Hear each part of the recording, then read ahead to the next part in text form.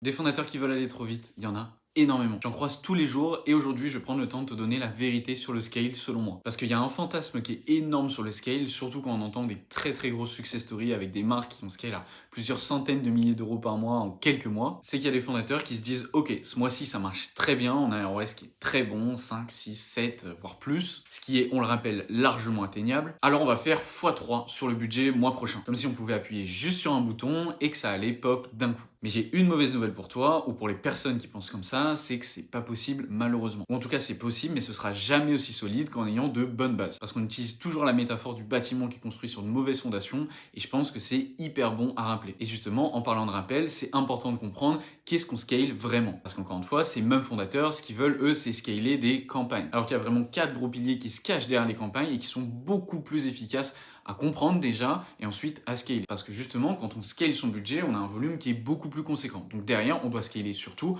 une offre qui tient la route. Sans oublier des créas qui sont bonnes, qui prouvent et qui expliquent bien le produit. Avec un site évidemment qui convertit et évidemment une économie qui supporte le coût par acquisition client. On pense aux marges, à la lifetime value ou au stock par exemple. Et la plupart du temps, les marques qui veulent le plus scaler sont celles qui ont le plus de red flags justement pour passer au scale. Elles sont pas prêtes, elles ont un panier moyen qui est trop faible, des marges qui le sont tout autant. Elles ont aucune rétention, beaucoup trop de court terme, un site qui convertit mal ou suffisamment pour avoir un bon ROS à court terme, mais pas à long terme. Quand ils augmenteront le volume, ça passera plus. Pareil au niveau des ads qui sont complètement instables. Certes, ça fait 2-3 jours qu'ils ont un ROS qui est excellent, mais bon, depuis quelques semaines, ça allait plus du tout. Et tout ça, là, ça montre que derrière, ça marche pas forcément et qu'il faut pas regarder, encore une fois, à quelques jours. Il faut vraiment regarder, tirer un trait sur les dernières semaines, les derniers mois, comment ça s'est passé sur la longue. C'est comme ça qu'on prend une décision de scaler, que ce soit au niveau du budget, du volume de créa ou de n'importe quel levier, en ayant ce qu'il faut derrière pour pas que tout se casse la tronche au dernier moment. Et dans ce genre de cas, en général, il n'y a plus de retour en arrière, où finalement, on a dépensé tellement de budget, on a été trop loin dans le process,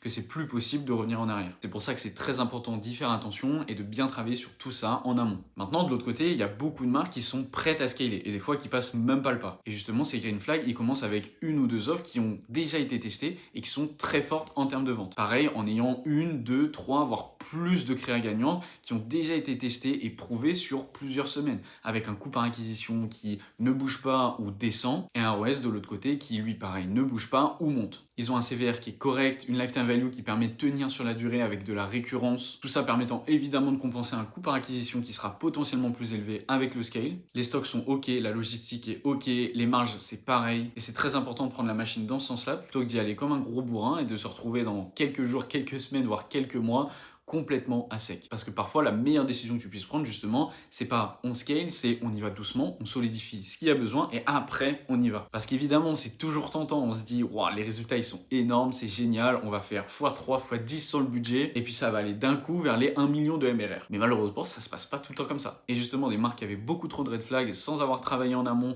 sur les bons éléments, comme je viens de les citer, elles se sont pris un gros mur, elles sont tombées dans l'oubli et elles ont tout perdu. Et c'est déjà arrivé avec plein de clients que j'accompagne de devoir les freiner parce que d'abord, on a des choses à voir. On a des éléments à consolider, on n'a pas assez de créa, même si les résultats peuvent être bons des fois, on se dit dans le business manager, ok, les chiffres, ils indiquent qu'on peut y aller, on peut bombarder, alors que pour le coup, pas du tout, parce que on le sait, l'année dernière, la période là, dans une semaine, elle sera beaucoup moins propice. On a quelques créas qui performent, mais ça fait que quelques jours. On a un ROS qui grimpe, des coûts par acquisition qui sont bons, mais on voit que notre taux de conversion, il a du mal à décoller au-dessus de 2. Bref, c'est quelques petits exemples qui permettent d'illustrer vraiment l'importance de travailler de bonnes bases. On solidifie avant le scale, et c'est vraiment ça que j'ai envie que tu retiennes de cette vidéo. Parce qu'une bonne fois pour toutes, le scale, c'est pas un sprint, c'est un système qu'on met sous pression. Et si t'es pas prêt à tenir ton niveau de service, ton niveau d'exigence, ta rentabilité et évidemment ton image en x2, x3, x5, x10 dans certains cas, alors malheureusement, je suis désolé, t'es pas prêt à scale pour le moment. Maintenant, je te laisse me dire en commentaire si toi, t'as déjà expérimenté un scale qui s'est mal passé ou qui s'est même très bien passé. Ce serait génial d'avoir ton retour d'expérience parce qu'encore une fois, il n'y a pas de règle universelle, mais tout ce que je viens de te dire là, ça reste quand même de très bonnes pratiques qui permettent de pas se planter la plupart du temps. Je dirais même dans 98-99% des cas. En attendant, je te souhaite énormément de succès dans tes pubs et avec ta marque. Et puis, comme d'habitude, je te retrouve dans la prochaine vidéo.